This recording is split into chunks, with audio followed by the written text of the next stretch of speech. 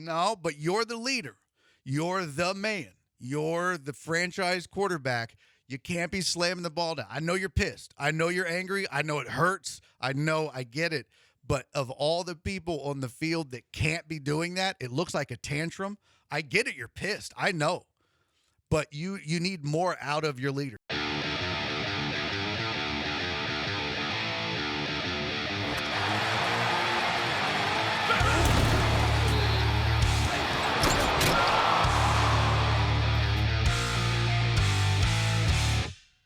You brought this up, and I think it's a legit conversation worth having because of the fact that if you want to call it a sophomore slump, people are looking at CJ and saying he's not the quarterback he was a year ago. A lot of people are doing it with blinders on, and they're not willing to look at the offensive line, as we've highlighted over the last couple segments. But the fact of the matter is that it seems like coming into this year, there was a lot less to prove and a lot more people that were buying into the fact that CJ is not only a franchise quarterback, he was going to be one of the better quarterbacks in this league for the foreseeable future. And now at this point in the season, and we don't know how it's all going to end and play out, but for the most part, I think it's fair to say most people look at CJ Stroud as a work in progress, and there's a lot of questions that weren't there at the start of the year. Yeah, and that's what's funny is you end last season thinking, oh, you got your franchise quarterback. This dude is already one of the 3 to 5 best quarterbacks in the NFL, period. I mean, you could legitimately say that at the end of last season.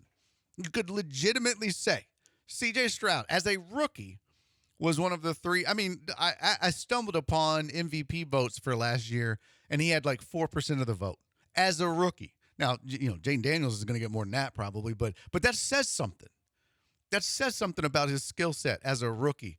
But I still, all of that, and I loved his game, and I was very excited. I didn't want them to draft him. I was wrong about that. I freely admit it. He got really lucky on a lot of dropped interceptions that changes the narrative significantly if they are, if the defense catches them. But he still led this team to the playoffs. This was, without a run game, which is very important to consider when you're talking about the skill set of C.J. Stroud. Motor was good, but Motor was small, and he was very one-dimensional. Yeah, and no one respected the Texans' run game. Nobody. And so you knew that this was going to be an offense that C.J. Stroud was going to beat you with his arm. Period. End of story. He was going to make decisions that beat you with his arm, whether it be the short, intermediate, or down the field passing game. It was on C.J. Stroud to beat you with his arm. And he did that more often than not last year. And that's why I think he was a damn good quarterback. But what you're seeing now is he doesn't have the time to do that. He does not. He's running for his life, even though he's good on the run, even though he can throw on the run. Everything's off. Everything is, and it all starts up front. Okay, so let me ask you this.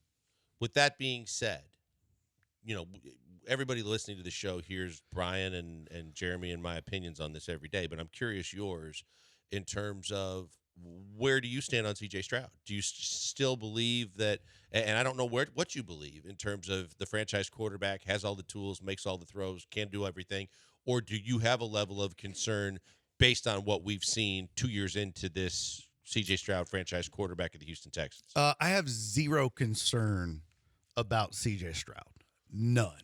I think when you look back at the beginning of the year, when the run game was clicking, when he had weapons and he had some time, he made the throws. Now, was his interceptions up? Are they up? Yes, but we saw that last year.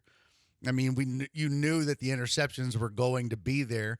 He's still young. He still makes some bad decisions. He's going to do that. I mean, nobody's just going to throw 5 interceptions every year. It's unrealistic to expect that. But a dynamic arm, strong arm, accurate. He makes good decisions for the most part. He leads the offense. My only concern this year that I've seen from him, the only thing, because I fully believe if you give him time, he can lead an offense. If he has an offensive line that can protect him, and I mean, this isn't like some quarterbacks where it's like, oh gosh. I mean, a perfect example is the guy that backs him up. Davis Mills with time is still going to miss his receivers. You know what I mean? Like he's still going to underthrow them or throw it 10 miles over their head. Like, here's the thing. So when I saw him real quick, the one thing that has really bothered me about C.J. Stroud this year, the one thing that is just I've hated seeing is his attitude. What do you mean? Dude, his body language. Well, but at a certain point when you're getting the crap I get it. I understand. I mean, but Kyler Murray. No, but you're the leader. You're the man. You're the franchise quarterback. You can't be slamming the ball down. I know you're pissed. I know you're angry. I know it hurts. I get it. But of all the people on the field that can't be doing that, it looks like a tantrum. I get it. You're pissed. I know. But you need more out of your leader. He's young. You know what I mean? I understand all that, but that's why it's kind of disappointing to see. And I'm sure he's like, oh, I shouldn't have done that. He knows not to, but at the same time, when you get the beating that he's taken all season long, at a certain point, we all reach our boiling point. We've seen Kyler Murray do it from the jump, as opposed to a guy that it was basically forced to getting to the point where he just couldn't take it anymore. But what you want is you want fire, you want anger, but you don't want him just slamming the ball down. You want him to get up, walk to the huddle, and go, "Y'all get your get where you know what I mean." You want him fussing. But that's what I see. I don't see him trying. I don't see him trying to sell out guys. No. Now, I'm not saying selling him out. I'm just saying and there were times when it was not going well. He was getting hit a lot, getting sacked a lot. He had really poor body language. He would slam the ball down. It just to me it looked bad. But I understand why. I'm not suggesting that I would handle it any better or that it's not a natural reaction for him to do that. It's just disappointing because you want him to be. But he's in year 2. He can get better. I know. Right. Because here's the thing. But I'm like you. Look, I wasn't sold on him coming out because I wasn't sold that there was the kind of quarterback they were looking for coming out. I was so pleasantly surprised, so quick to be able to say I was wrong. But the one thing that really impressed me more than anything else was his touch. The fact that he could layer a football over the linebacker, under the safety. Drop a dime. Drop it wherever he needs to put it. We look at time and time again where he puts the balls to Nico when he needs to off script or when they need a big play, even on an out route, to where I know he can make all the throws. I know that he is a football junkie to where he is an X's and O's guy. And I know that what we've seen where everybody wants to point the finger of it's not as good as it was in year 1 is directly correlated to neither is your offensive line. That's why I'm saying the only problem that I've had is just that part of leadership is when things are at their worst, you've got to be at your best.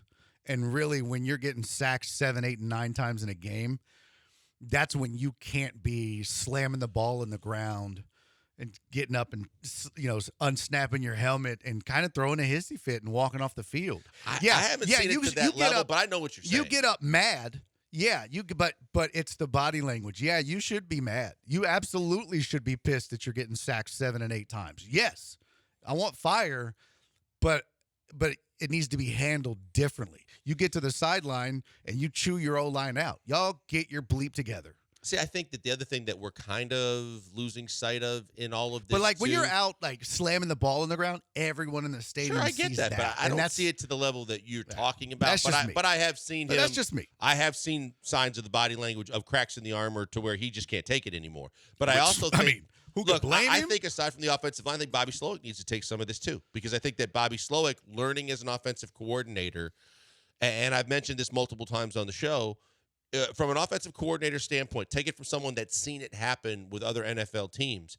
When your offensive line is less than, that doesn't mean that you can't adjust accordingly with your play calling and your formations so that your quarterback isn't under duress as much. You can go to the pistol. You can go to which is like the semi-shotgun. You can go to quick actions coming completely from the time that the ball is snapped to the quarterback, and with a shotgun formation, buying you that that extra step and a half before the defensive line can get around the edge, because now you're not taking it from center, and then getting rid of it within 1.2, 2.1 seconds, where you're running a lot of quick crosses and you're running a lot of quick outs, just because of the fact that you have to plan accordingly for your limitations with the offensive line. And I don't think Bobby's done that.